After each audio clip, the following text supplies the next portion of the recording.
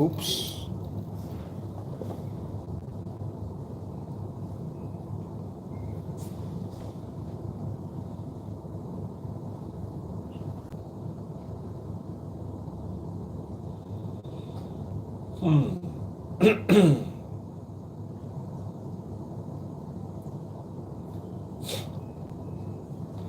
Hi guys, how are you all doing this beautiful evening?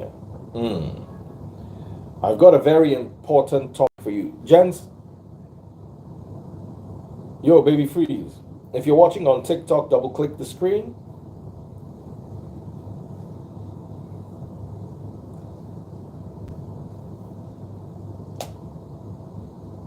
Thank you, thank you, thank you. Hey, Ronnie B, you sent your own push-up videos. So, my topic today is your husband is your head, not your partner. Let me tune YouTube here so they can look at me well. I know I'm going to make many feminist enemies today. All my friends who are feminists, I know today is the day you are going to be angry with me. And I want you to be angry with me. Because I cannot come and be lying to you. If you're watching on TikTok, double click the screen. Someone said, Daddy Freeze, they will attack you today. Let them attack. I only fear attacks if I'm not willing to tell the truth. As long as I am here to tell you the truth, just know that there are going to be attacks. So let's start this conversation first of all. The Western world tries to promote the narrative that a marriage is a partnership. If it were, we in Africa would know. Now, there's the argument that if Africa knew what they were doing, they would have progressed by now, which is a valid argument. Because Africa is also home to where you get the worst women rights abuses. And that also extends to Abrahamic countries. So we cannot overrule or navigate away from the fact that women in many parts of Africa don't have rights. And I am not here to take away the rights of the women. I am here to explain what a marriage is and how it should be. The Western world is very good at pulling down the strong to lift up the weak. While nature, on the other hand, does away with the weak and replenishes the strong. If you've ever taken your time to read Charles Darwin's book, Origin of Species, where he spoke at great lengths on natural selection, one of the strengths of natural selection is survival of the fittest. What the Western world does is give the unfit a chance to survive, thereby weakening the gene pool.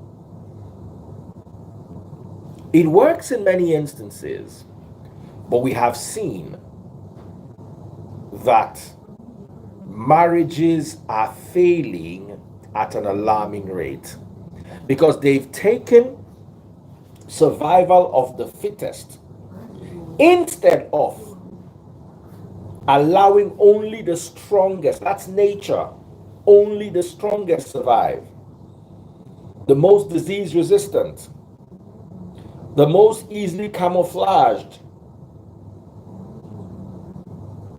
Those are the ones that survive in nature. Yes, we've given the weak a chance, but the problem is we have messed up the gene pool, one, And two, we have weakened the strong so the weak may survive. And it works initially until you get to a juncture where the natural balance of society is taken away, and then society explodes or implodes, as the case may be. And I'll use Yellowstone Park as an illustration for this. In Yellowstone Park, they had a lot of wolves, and the wolves were eating the deer, which is natural selection. Only the fastest deer will survive the pack of wolves, because the wolves are wise, they're strong, they're fast. They're going to attack the deer, but the strongest deer, the ones who can run fastest, will survive. So yes, the wolves will always end up eating some deer, but not all the deer. So some people came and said, oh no, it's bad. Why are the wolves eating the deer? So what they did was they removed the wolves. Before you know it, the deer were overpopulated. Then the deer started showing the damage that they had. They ate the grass to the point where a river dried up. Then after a while, some scientists said, you know what, maybe we can reintroduce the wolves. Within a few years of the wolves being reintroduced, you will not believe it, the river came back.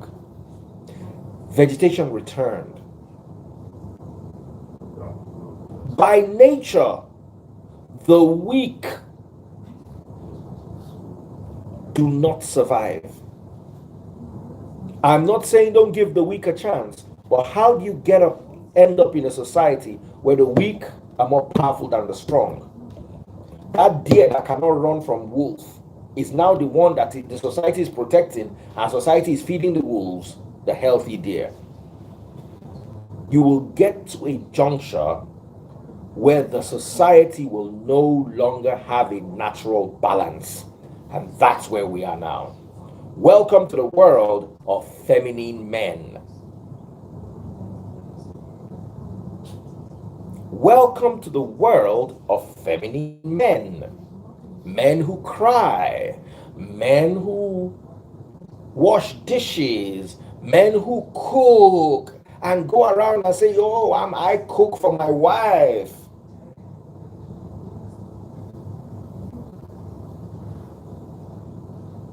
Go and study Islam, Christianity, Yoruba culture, Hausa culture, Igbo culture, Fulani culture. Men don't cook. Men go to war. Men are builders. Men are hunters. You don't domesticate a man. You can domesticate a pigeon. You can domesticate a chicken, but you cannot domesticate a vulture or an eagle or a condor. I know y'all are going to disagree with me, but I'm the one sitting down here and you're coming to cry to me that your marriage has broken up.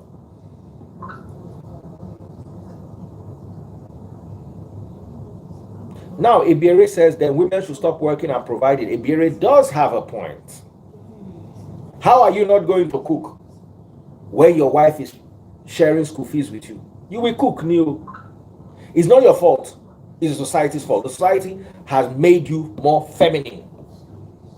You will see men carrying babies on their stomachs because they are sharing school fees with you. They are sharing house rent with you. Why will you not cook? Why will you not clean?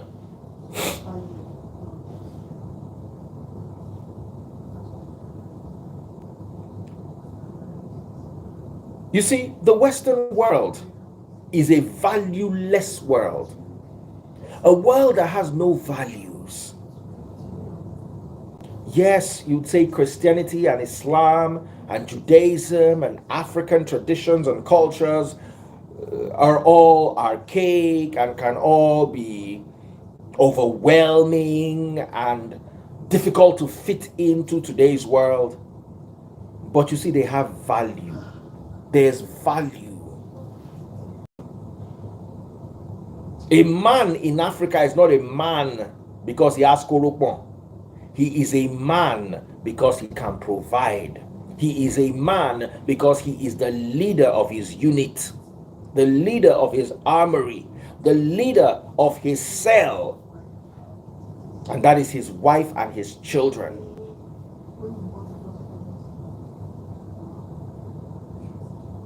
That leadership, that rulership has been depleted. Some of you grew up in homes where your mother was the breadwinner. Now, the biggest problem I have with women who are breadwinners is they don't know how to manage the success. God has blessed you. I learned a lot from my mom. My mom is a professor of law. You see the way my mother respects my father? My mother respects my father. My mother is white. My father is black. My mother respects my father more than African women respect their husbands. She might, because he's old now and borderline retired, he's going to be 80 next year, and my mother is at her prime. I was on the phone with her the other day. She was just inducted into AI. She's a director in some AI stuff. She's a vice chancellor of a university. She's at the top of her prime.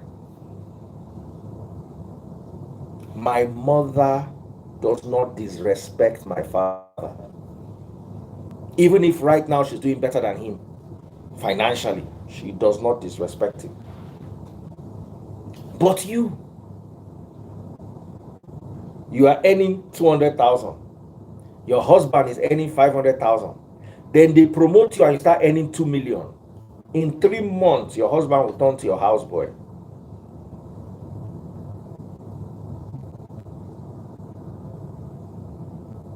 You start taking the decisions in the house because you are earning more money. Now, let me not lie. It is difficult in a world where money is what you use to make decisions. So it is following a natural course. Money is what you... So if, listen here, if my wife and I want to go to Canada, our choices are Canada or Singapore. I want to go to Canada. My wife wants to go to Singapore. But guess what? She's the one bringing the money. Whether you like it or not, it will amount to something. If today we go to Singapore, let's say she listens to me today, it will get to a point where she's going to put her foot down and say, look, I'm the one bringing this money. You cannot tell me what to do with my money. It is a naturally occurring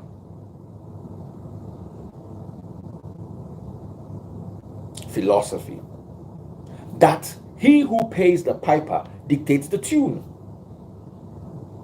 As long as I am the one paying the piper, I am the one that will dictate the tune. Somebody said, make money, finish. If money were that easy to make, 99% of Nigerians will not be living in poverty.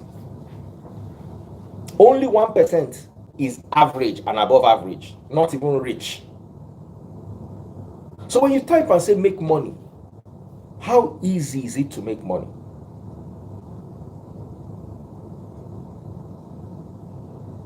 How easy is it to make money?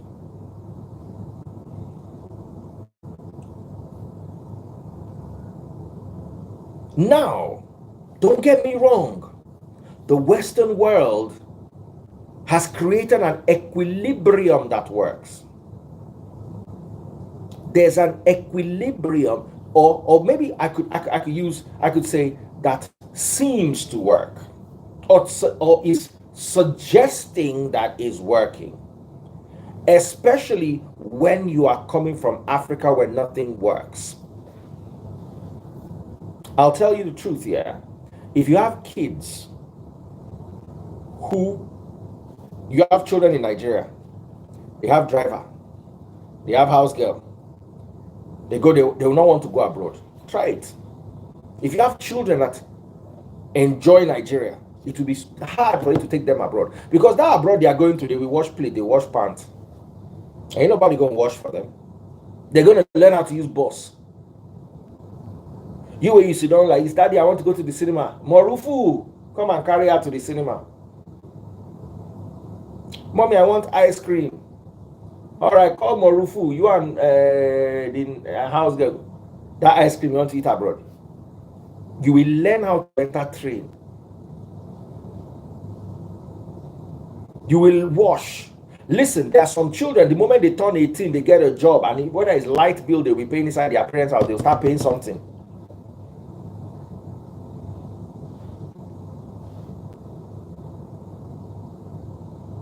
So, when you're coming from a place of poverty, I'll tell you the truth. Somebody doing well, in a boy doing well in a royal family, in Qatar or Dubai, will never relocate to the UK, the US, or Canada. Never. What they do is they come for summer. They load their supercars on their jets and fly them from Qatar and drive them for 2 months in the summer and go back to their Qatar. The reason why Nigerians are leaving Nigeria, Africans are leaving Africa, is because of poverty and suffering. Baba, I've seen a 3 Lamborghini convoy, tinted glasses, Qatar. Baby, yes. No be me they show you for London. Yes, you will see Saudi number plates, Lamborghinis. They'll fly them, Bugattis. They'll fly them from Saudi, drive them to Monaco, drive them to UK, fly them back to that same Saudi. It's poverty that makes you look at the West like it's making sense.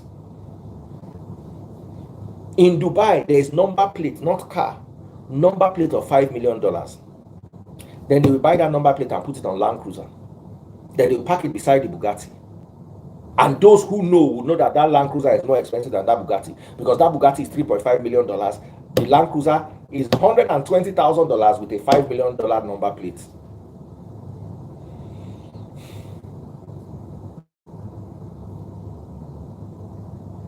Nobody from Qatar, from Kuwait, from Japan runs to the US or to Canada or to UK. No, they go there and visit. They rather stay in Japan that has culture. They go on holiday. Let me tell you what the big boys in those Arab countries do. When they want to carry babe, they will come to the West where babes are free. You know that in their own country, you cannot just carry anybody's daughter and be benching. But the UK, $200, they will dance around you for 3 hours. You throw $20,000 at them. One day, me.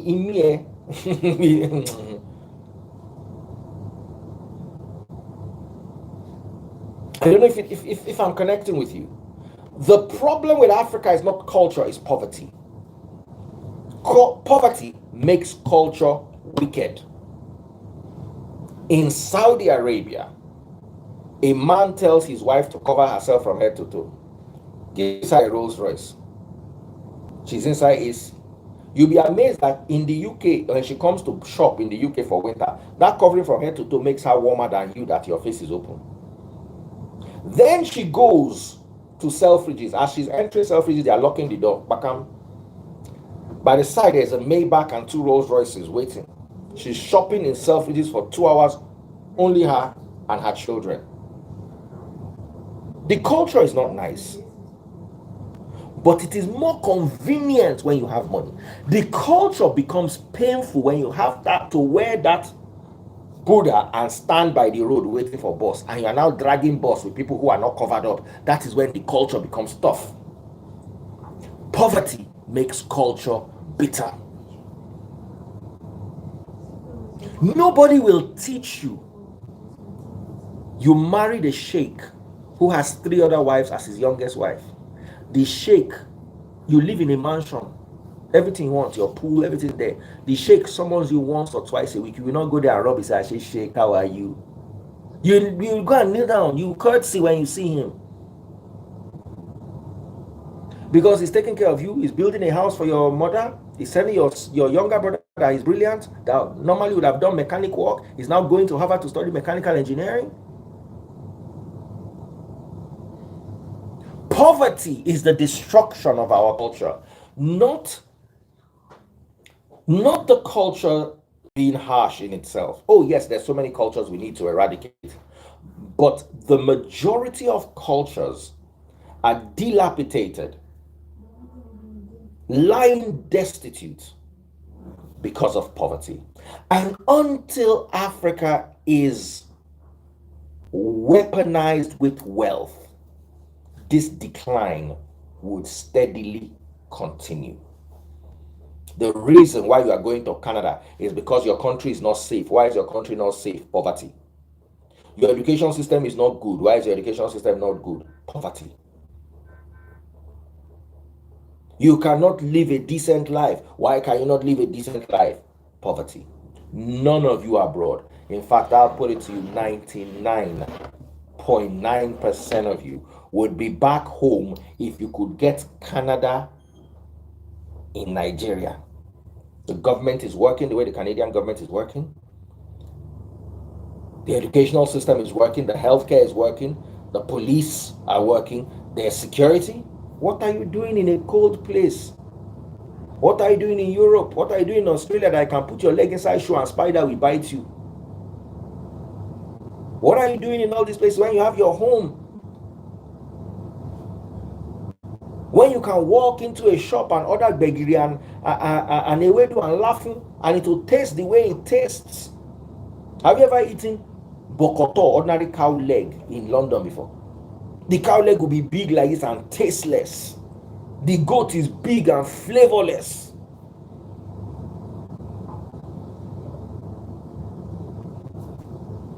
Nero, send me a DM. I'll tell you who my cap plug is.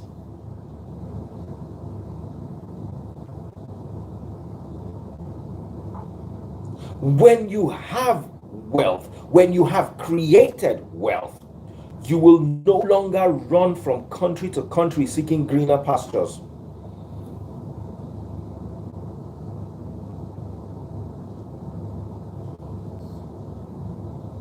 So, our cultures, if you remove female circumcision, for instance, which is a very harsh and useless culture, our cultures are beautiful. Remove one or two, which is actually called the evolution of culture, the evolution of our African heritage and identity. If you can allow us to evolve, then you will see the beauty in our cultures. A woman is not a man's partner in a marriage. She can be your partner in a law firm. She can be your partner if you have a musical group and there's a woman and a man in the musical group. In fact, she can even be the lead singer and you be the backup. But in a marriage, the woman is not a partner to the man. She submits to his headship. Let's talk about headship. If you are Nolori Buruku, please, what are they submitting to?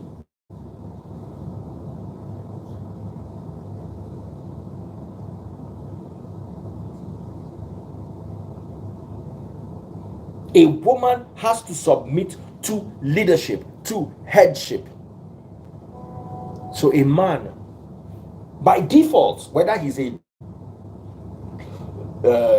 useless man, by default, according to Christianity, Islam, Hausa, Igbo, Yoruba, Fulani culture, she must submit.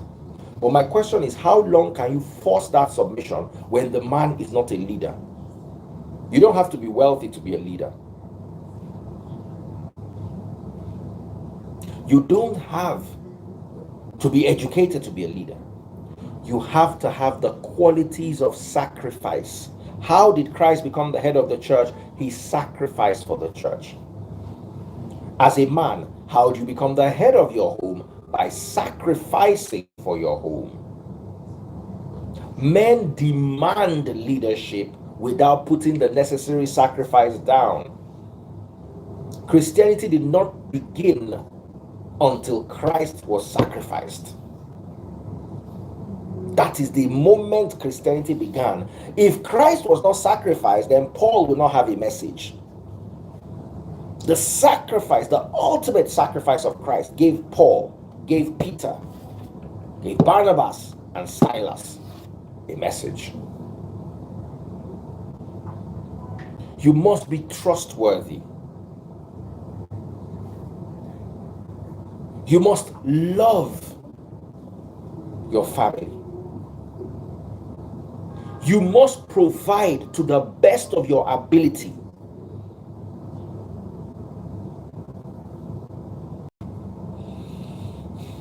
And then your woman would submit to you. Someone said Christ didn't demand leadership, but he got leadership. You don't demand it, you earn it.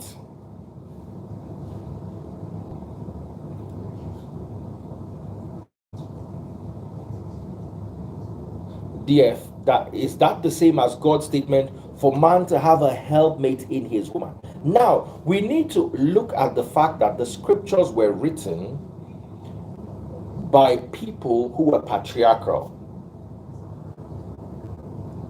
So women were not really taken into consideration right from the beginning. It was written mostly by men, the stories of men.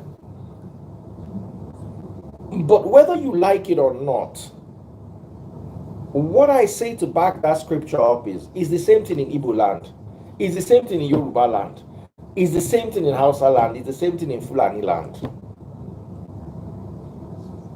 It's the same thing in Islam. Something must be right. Even in Jewish culture, Judaism, the three Abrahamic religions, the three religions that we can say came from the same God, Judaism, Christianity, and Islam, all put the man as the head of the home. What tribe are you? Let me start asking one by one. What tribe are you? In your tribe, your custom, who is the head of the home? But then you go abroad, and then you see that even if they suggest that the man is the head of the home, which they don't even bother suggesting anymore, you notice that women definitely get more rights. All a woman needs to do is run into a police station and say a man forced her. I had a story when I first started the Free Nation. There was this young man on a basketball scholarship. One girl came and said he forced her to have intercourse with her. He was expelled. He was stripped from school, from his basketball. He had to be homeschooled for the remainder of his secondary school. Both he and his mother nearly died of depression. I remember when we were in UI, a few sets after me, a lady accused a guy of forcing her. R-A-B-E. Do you know this guy was expelled? He never graduated. Only 3 years down the line, or 2 years down the line, the girl said she was only joking. Messed this guy's life up.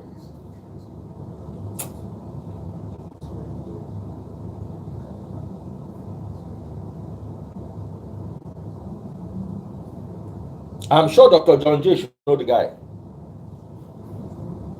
They used to live, I think, on Amina Way, if I'm correct. Dr. John J, should you go UI small now? You're supposed to know the guy where they talk. His elder brother, if I'm correct, used to be in a musical group.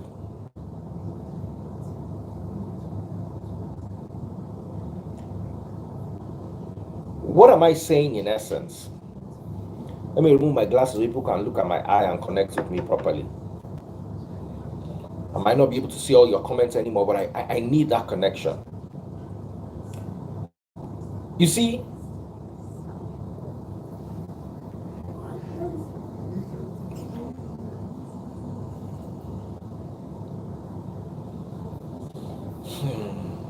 Rings a bell.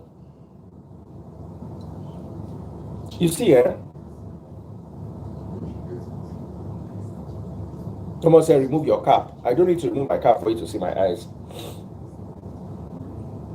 Just look at my eyes. It's fine.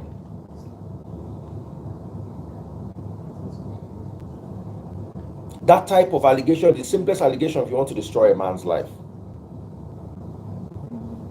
Let us now come back to marriage.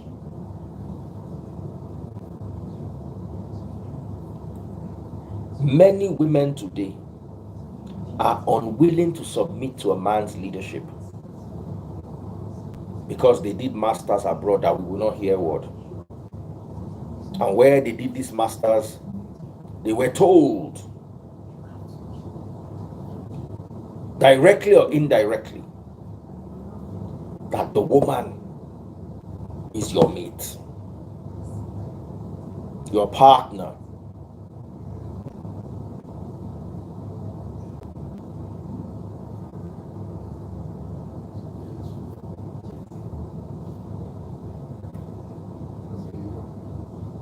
Your woman is not your partner. Look at me, let me connect with you.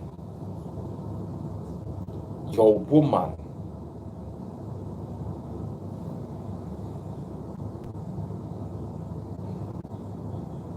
somebody I've just banned right now.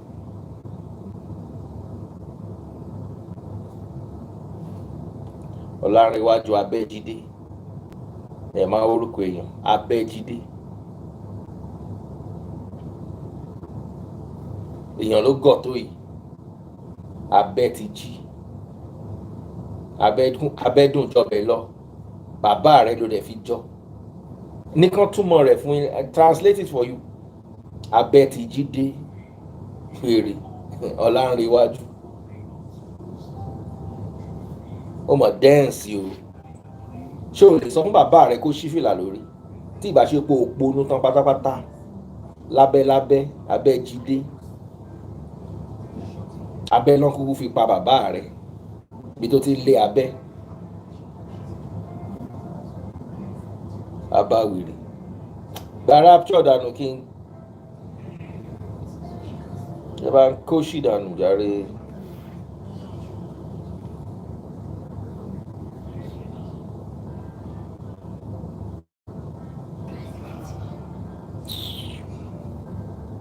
Kerry Kate, how are you doing, my lovely sister?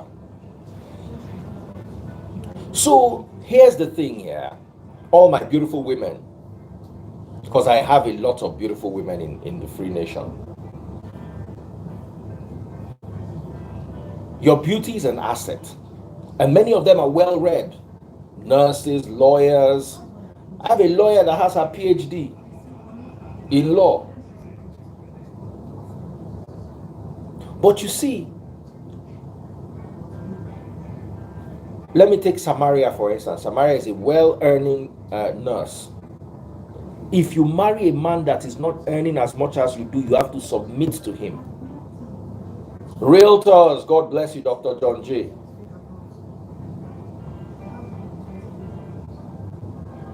If a man is not earning as much as you're earning, you must submit to them. Brandy Garuba, I'm talking to you.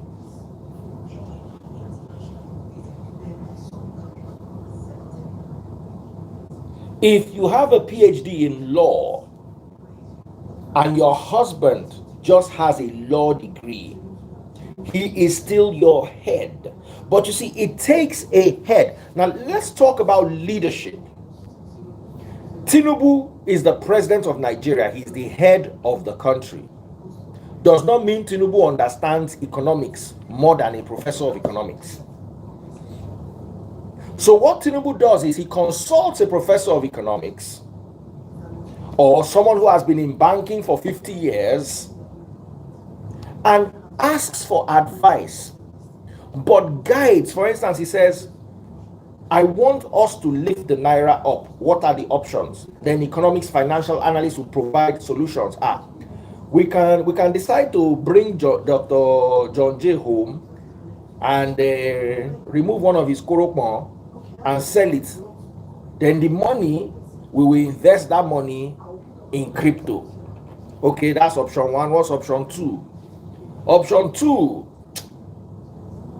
we start a shopping mall in Ibadan, and that shopping mall in Ibadan, we will use it to generate the funds to feed the nation. Then president will now say, I think I like that Dr. John J option. Tell me how we go about it. So by the time they say, before we go see Dr. John J to catch, blah, blah, blah. Say, okay, you know what? It looks more stressful. Let's go with the shopping mall in Ibadan. The leader is still going to allow those who have knowledge, those who have understanding, work. A good leader, if, for instance, imagine me and my wife, and we're on a plane, and the plane is shaking, and my wife has a pilot's license. Even though I'm head of the home, I have to ask her, baby, what's going on? And she explains it to me. I have to trust her judgment because she's better educated in that field than I am. If Dr. John J were married to Samaria and they have a baby and the baby starts to choke, he's a doctor, she's a nurse. His leadership is more important in that stage. But if Dr. John J is married to Mrs. Linda or what's that my lawyer's name?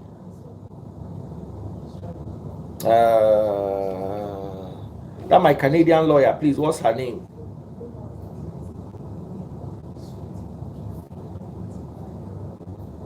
So if Dr. John J is married to,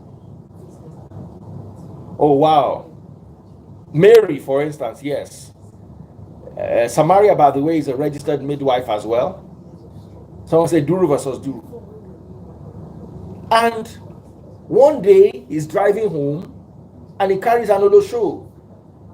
And then where the Olosho is helping him, she chokes and she faints. And then he is arrested and rushed to the police station. He's a doctor. He might be top of his field, but at that point, he needs legal advice from his wife.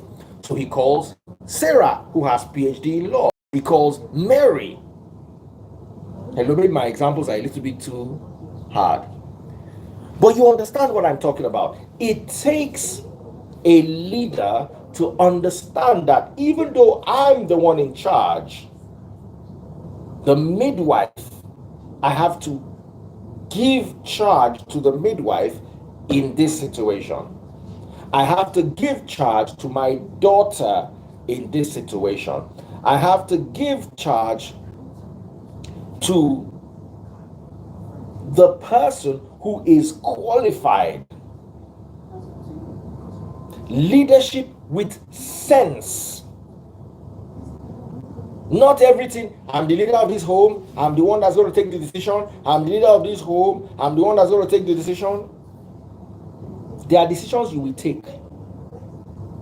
It will make you look like a mumu, not even a follower.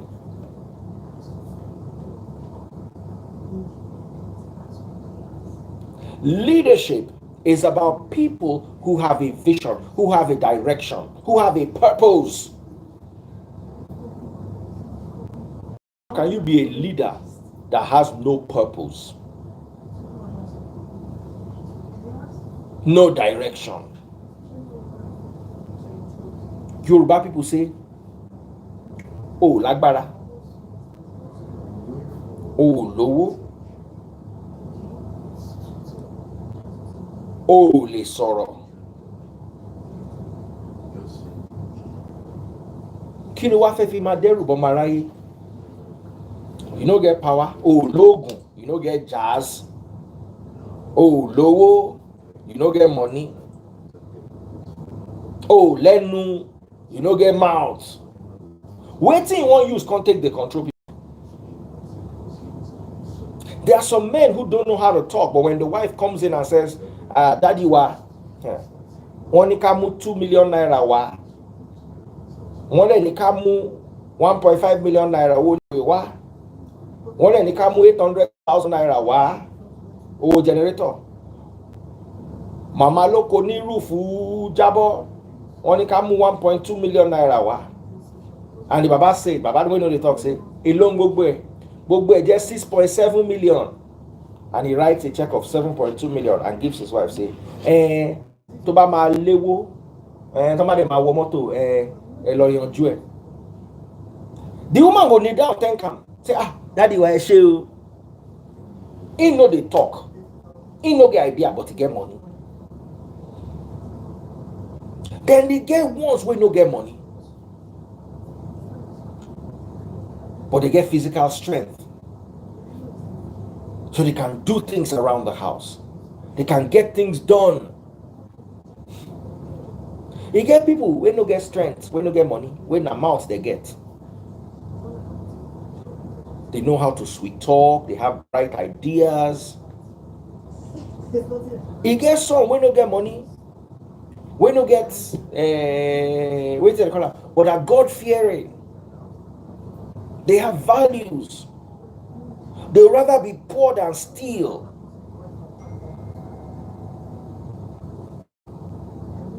But you don't get money, but you like woman. Every day your wife they catch you, they cheat on her. Oh, low. But you sabi cheat. A friend of ours was telling us about her divorce case. Her husband was a sit-at-home husband. While she was working to send him to school, in the night we tuck the kids into bed and go to a strip club and use her credit card to pay. She got home one day and saw strip club printout in her receipts. Said, where's this? Who's spending this money? The husband, they carry her ATM, go strip club, go collect lap dance. How they won't respect you?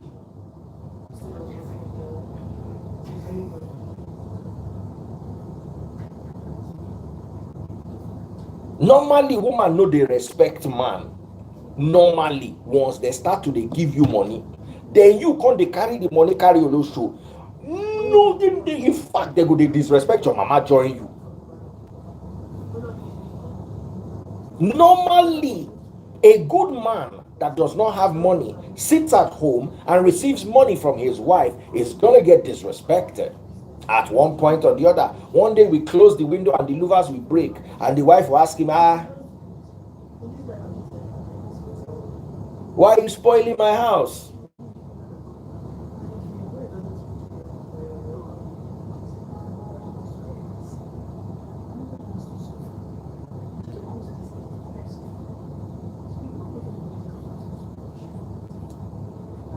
Then they are giving you money.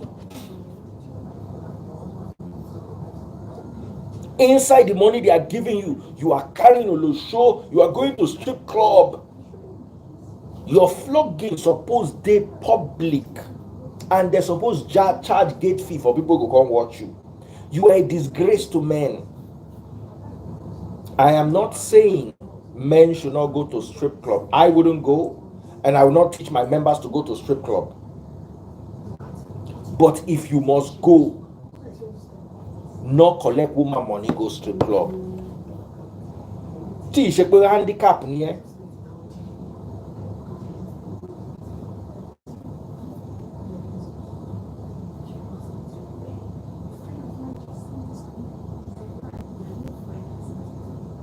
I think you guys don't understand what I'm talking about.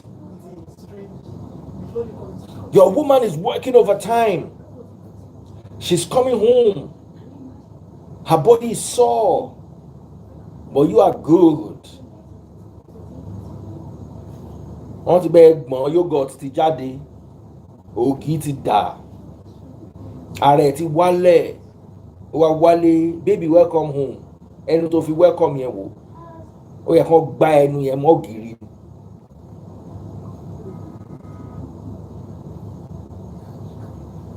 Say you must even disgrace yourself. You want to go to a strip club. How dare you go with your wife's money to a strip club? ẹlẹ́sìn.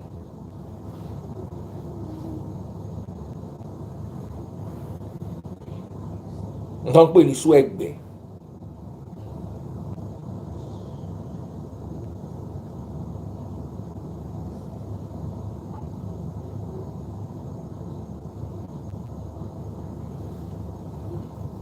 So, when you are a sit-at-home husband, you have lost your respect. Earn it in other ways. I told the story of a woman who was a director in a bank, and she was earning about 20 million naira converted to naira, and her husband was doing fine. The husband was earning about 800,000 naira a month, about 700, 800,000 naira a month, was doing okay. And then they were quarreling a lot because they were hardly ever at home. That 800,000, he could go hustle from morning to night to get them. The wife too, as a director in the bank, she leaves the house early in the morning. Everybody don't hustle up. The marriage don't nearly break.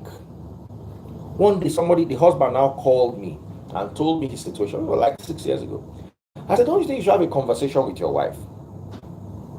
Tell her to pay you the salary you are earning. Add something on top of it for your inconvenience. And you sit at home and help her so you people can have more time together. So the husband liked the suggestion, talked to his wife, and his wife said, okay, I'll pay you double what you're earning. Let's see how this can work out. So the husband wakes up in the morning, dresses up the kids, drives his wife to work, drops her off at work, goes to the gym, spends 2 hours in the gym working out, goes to play some golf. Then on his way from the golf course, picks the children, takes them home, sorts them out, sorts their school fees, goes to a bar, hangs out for like 1 or 2 hours with his boys. 7 o'clock, he goes to pick his wife from her office. Sorry, like 9 o'clock, he goes from the bar. He just goes to pick his wife from the office, brings her home, spends some time with her, helps her out, and then they go to bed. And then they notice that they stop quarreling. The wife was more productive. She even got a promotion. Now, where the husband was playing golf, every now and then he'll get 1 or 2 deals. His wife will give him money. Like there was one time they needed 50 million to buy IPO, initial public offer of some shares. His wife gave him the money. Within like 6 months, he was able to triple the money. They shared the money. He took his 75 million. She took her 75 million. He continued staying at home. She continued paying him salary. Things were working out. After 2 years, one day the wife's mother asked the man, said, you've been homeless, you've been jobless. Cleverly, you know the way mothers know how to. Don't you think it's time you got a job? And then the mother whispered it to the wife. Before you know it, they started quarreling. Quarrel with they never quarrel for like 2 years. All of a sudden, they don't begin to quarrel again. Don't begin to quarrel. Now they carry the matter meet me. Say, I want to talk to the wife. I say, my dear sister, you have a very useless mother. Shameless, hopeless, useless mother. So that you can have more money to dash her. That's why she wants your husband to go and get a job. Have you forgotten how it was when he had a job? It's like your brain is spinning you. You know, my mouth is not good. Tell your mother to pack her load and go back to her husband's house. And tell her to tell her husband to go and get a job. Say, my father is 80. I said, good, let him get a job at 80. There are people who are 80 and still working. Lazy Nigerian parents, once they are 65, they resign and retire and sit at home and are waiting for people to come and be feeding them. Tell your father to get up on his lazy behind and go and work so he can take care of your mother. How can your father be sitting at home, you are feeding them? Your mother is sitting at home, you are feeding them, and they are complaining about your own husband.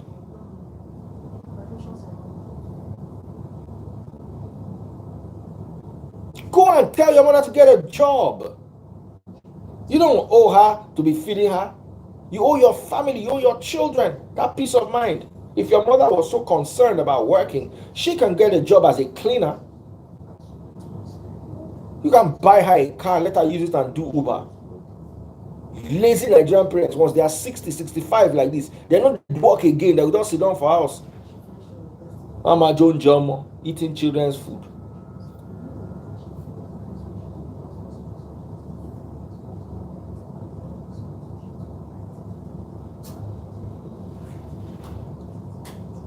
God bless you. Joe Biden is 81. Tell your parents to go and get jobs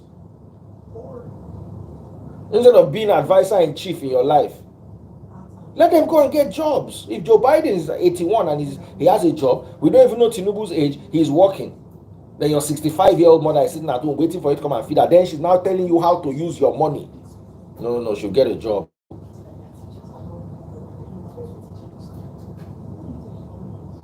She will get a job.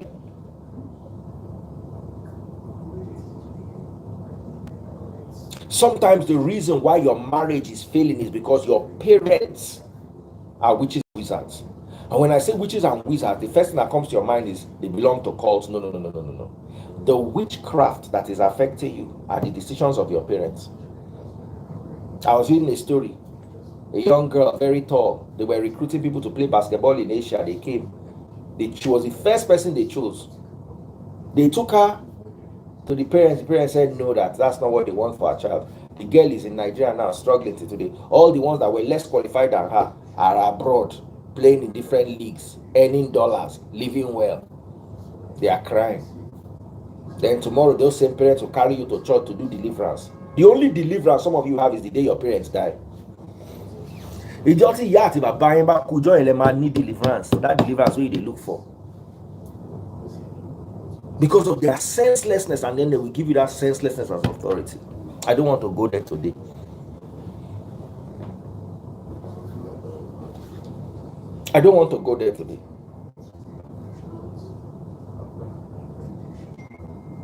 But I will tell you for free.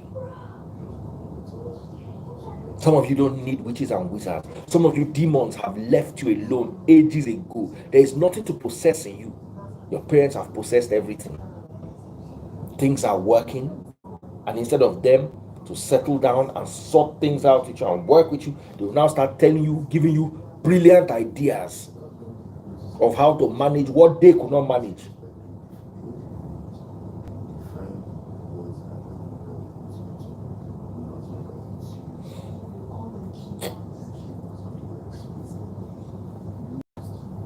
So, if you look at the African ideals, a man is the head of the home. But sometimes to be the head, you need to provide. And when you can't provide, you lose your headship. Not with a wise woman. A wise woman will know that she still needs to give honor to a man who his situation is not honorable. A man who cannot provide is not in an honorable situation.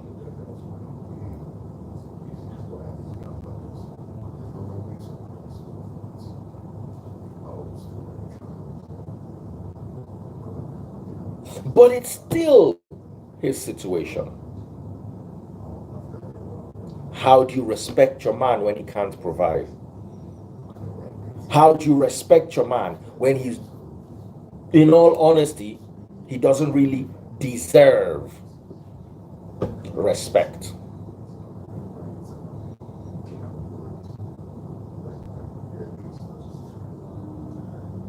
How do you respect a man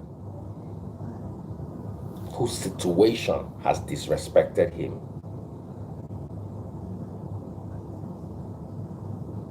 Someone said that was how my aunt was advising my mom many years ago, not to be enrolled my WAEC, that she said she should rather, oh wow,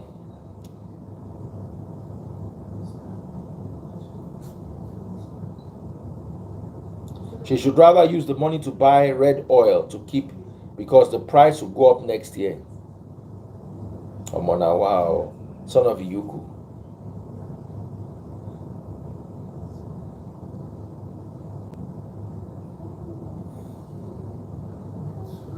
Can you imagine? Instead of enrolling in WAEC, you should buy red oil.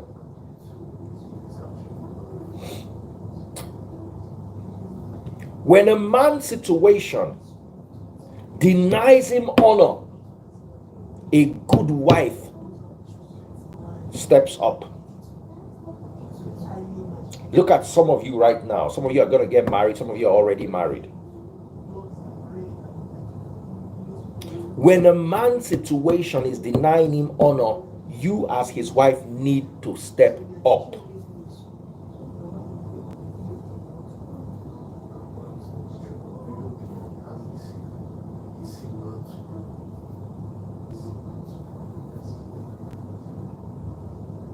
And you need to be able to respect your husband and protect him from the stupidity of your family.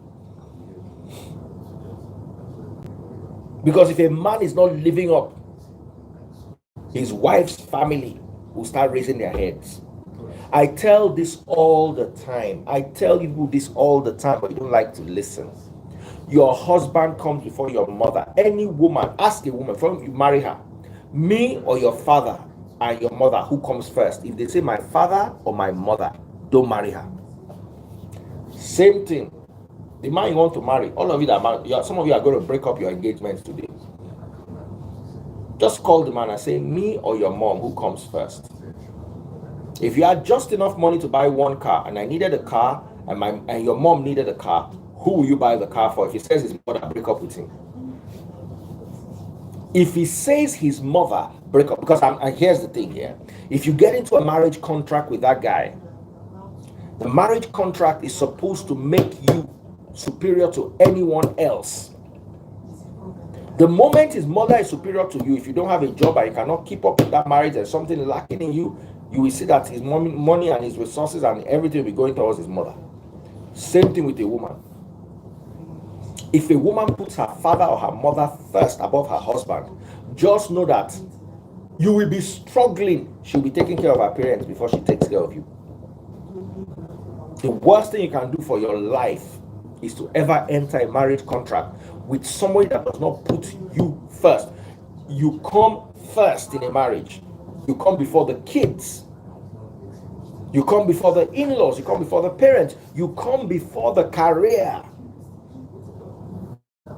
Your wife or your husband should not take a career decision that will put you second.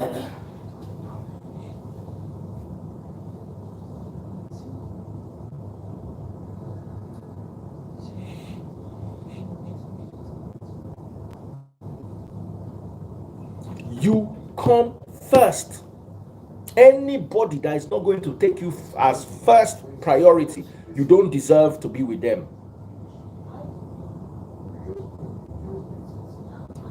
One guy told me the other day, he said he's been dating this girl for a while, but she puts her parents before him, but he wants to. I said, don't marry her.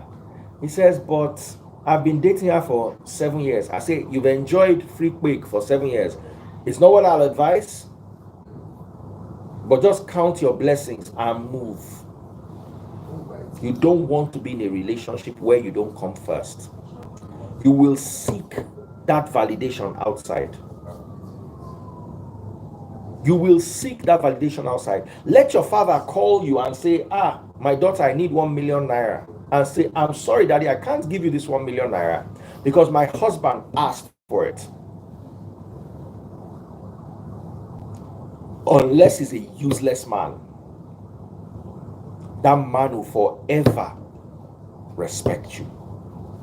Same thing with a woman. Some of you have gone to buy your mother's cars and your wives are entering bus or Okada. Oh, my mother suffered for me. Nobody, you alone suffer for me. If your mother did not suffer for you, who will she suffer for? Your neighbor's children. Make it make sense to me. The reason why I will buy my mother a car is because my mother suffered for me. When nobody else believed in me, my mother believed in me, so I will buy her first. My mother comes first. My mother this, that. That's no. Dr. John T said on the same level, no. The marriage says, forsake all others.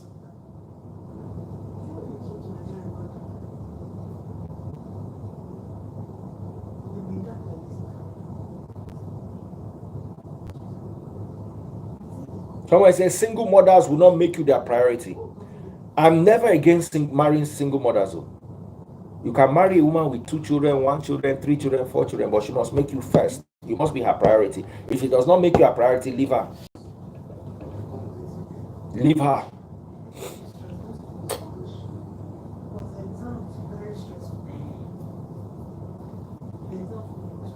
You want to enter a marriage, he comes first, she comes first. Christ said it. I will end with this. Go to the book of Matthew chapter 19. Matthew chapter 19. Read from verse 7. Somebody come and read Bible for me. I've never read Bible for me before.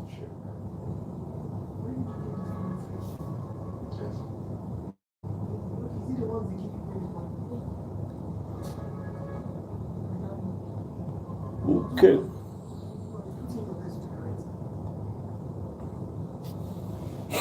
Come and read Bible for me. Someone said, my parents first or face front. Avoid them. Anybody that says avoid them. Run from them. Don't tell me that you're at work again. Hold on the camera. I need to wait up the request. Okay. Hello, sir. Otigbede. Mo wà ńbẹ̀ èèyàn kan máa sọ̀kalẹ̀ wá gbà lọ́wọ́ ẹ. Okay, sir. All right, God bless you. 1 minute. Baby, freeze. The 2 of you should go downstairs and help me collect something at the park. There's a pack coming in. What's the name of the person? Agbaji is bringing a package for me.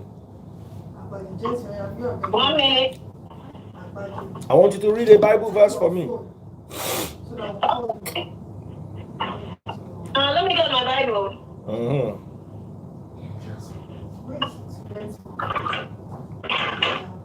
name is Agbaje. Yes. Where will he be? Reception? Reception, yes. Okay, he'll be at the reception then.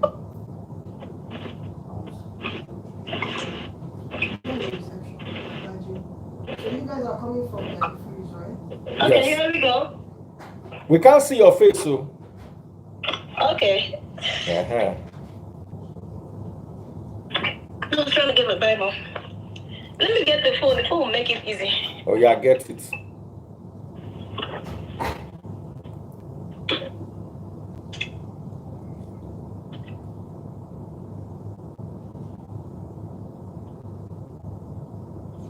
Okay. I'm coming.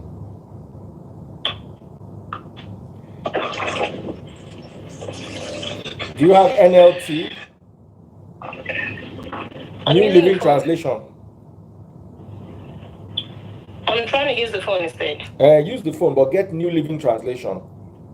Okay.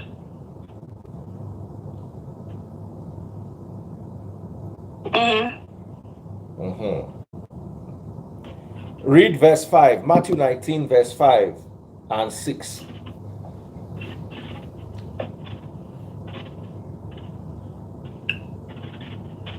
Okay.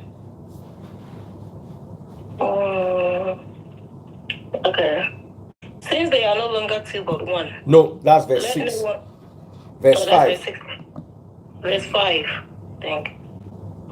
Okay, give me 1 second. Let me go back.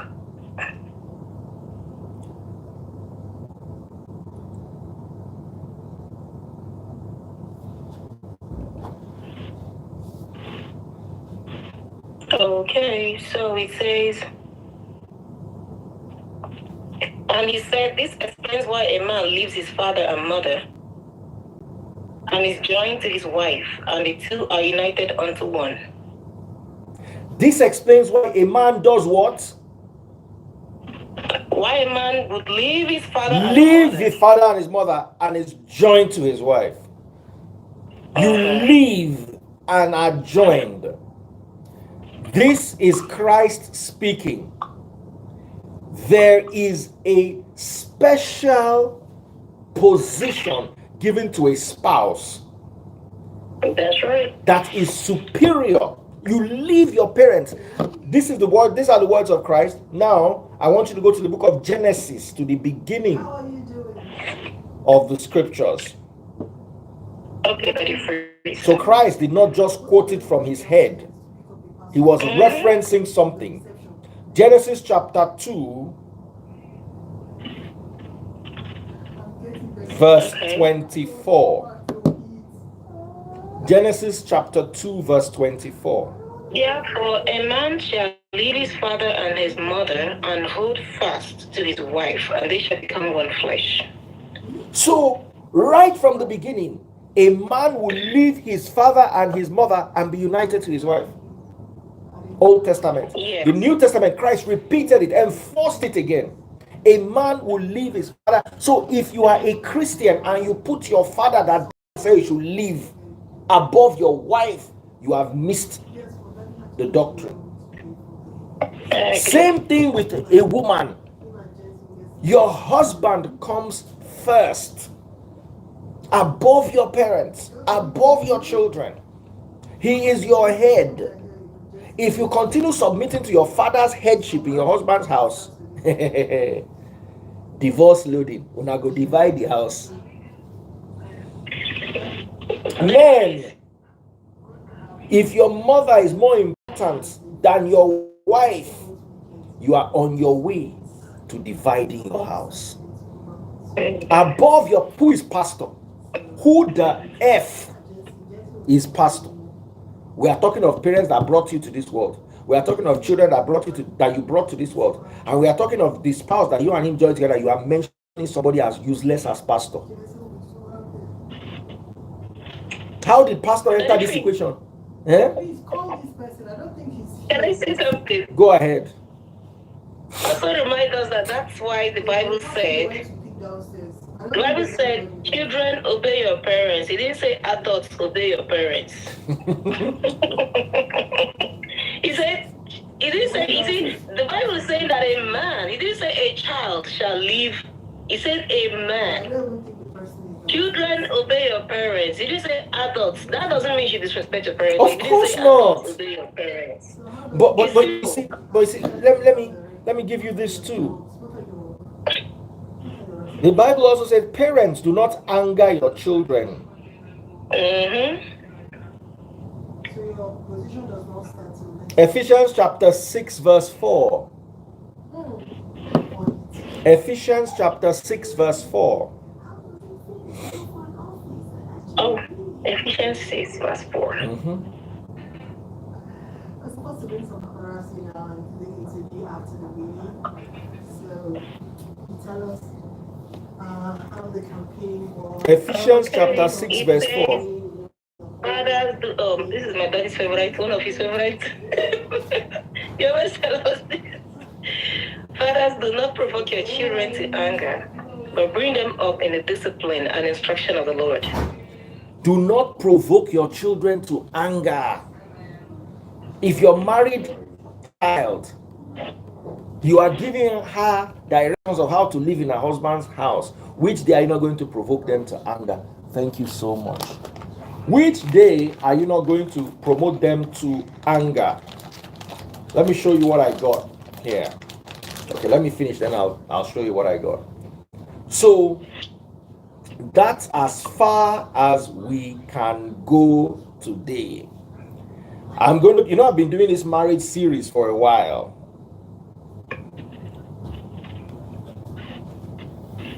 That's how we're going to keep doing it throughout next week,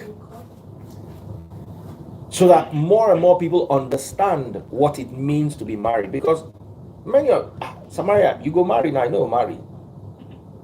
I don't marry. So when you marry, what do you expect? How do you make it work? How do you know some people's marriages, they don't buy on arrival. Before the marriage starts, you don't buy. How do you avoid these things? So thank you guys so much, and God bless us all. At 2 a.m. tonight, I have a very important and interesting topic. A young man sent this question to me. He kept calling me, so I said, send the text. He now said, okay, sir, I want to ask if I should marry a girl I'm physically attracted to, although she sometimes sleeps around. I enjoy her company more than others. We're going to deal with this later. What are you pressing, Uncle? What are you doing there? Oh yeah, plug your phone, don't touch it. So we're going to deal with this at 2 a.m. later on tonight. Big shout out to buydirectfromusa.com. I just bought some car color pens. They are very good if you have scratches on your cars and things like that. You wouldn't get them in Nigeria. This is what they look like. Car color pens. What did I hear something else? Oh, you were thinking of something else. Why is your mind dead? Something else. My mind don't spoil. Buydirectfromusa.com. Anything you need from abroad delivered to your doorstep in Nigeria.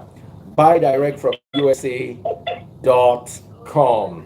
Samaria, thank you so much, everyone. Thank you. I look forward to hanging out with you guys again at midnight. Bye. Bye.